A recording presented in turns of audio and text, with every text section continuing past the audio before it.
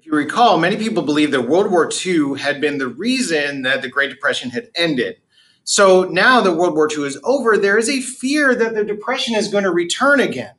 And there are some instances which suggest that might be true. There's some strikes that are happening. Just like after World War I, there's this awkward transition from a wartime economy back to a peacetime economy.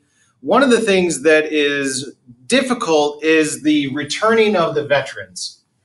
For years, women and other populations, the Black population, Latino populations, had been encouraged to go and join the workforce. And now those returning soldiers are coming back and they are looking for their jobs back. And women are essentially going to be kicked out of their jobs so that the men can have their work back. The unemployment rate is going to go up. And there's going to be this effort to create shock absorbers within the government, right? Because they're not going to want a return to that Great Depression situation just because the war is over. So the United States is going to spend a lot of money to create these shock absorbers. One of the things that they're going to create is a federal unemployment insurance. Okay, so remember, during the Great Depression, the states and localities were responsible for providing unemployment.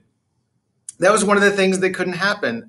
They just didn't have enough money in the taxes. There's clauses in the Constitution. They have to have a balanced budget. And the federal government during the Great Depression had tried to make work programs like the CCC and the WPA. But now the federal government is going to have unemployment insurance. So if you lose your job for a time, they're going to just give you a check until you can find work. Another one of the shock absorbers is the GI Bill.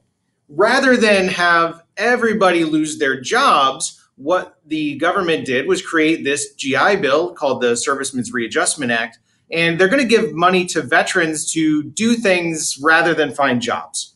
They're going to give money to veterans to go back to college, right? To go get an education. They're going to provide medical care for them. They're going to give them money to buy homes. This one is important because this is going to lead to the suburbs, which we'll talk about in the 1950s. So they're going to have money to go get jobs. They're going to have money to get college. They're going to have money to buy homes. They're going to get money to start businesses. The United States is going to spend about $13 billion on this GI Bill.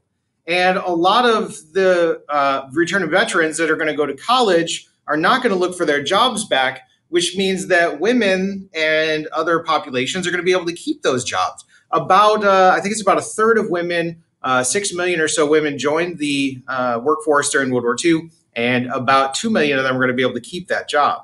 So the GI Bill is a way to prevent unemployment from really raging. Now, the economy by the 1950s is going really well, and that's going to help lead to the baby boom. This is a spike in the birth rate in the United States. Now, get your mind out of the gutter. The reason for the baby boom is not because the soldiers came home and were excited. The reason for the baby boom is that the economy was good, right? With a good economy, people have more marriage rates, the birth rate goes up, and the 1950s economy was booming, which led to the baby boom, which is going to have impacts for the rest of, well, into the modern era. One quick thing to point out, and that is the Taft Hartley Act. This was an effort by conservatives, mostly Republicans, to break the Union.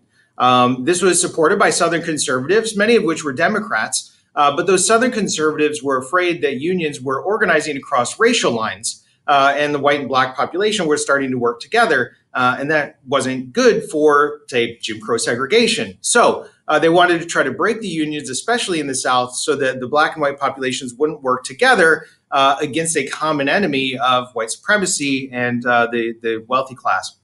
This is going to lead to right-to-work laws, and South Carolina and other southern states still have these right-to-work laws, which prevents various elements that makes unionization easier.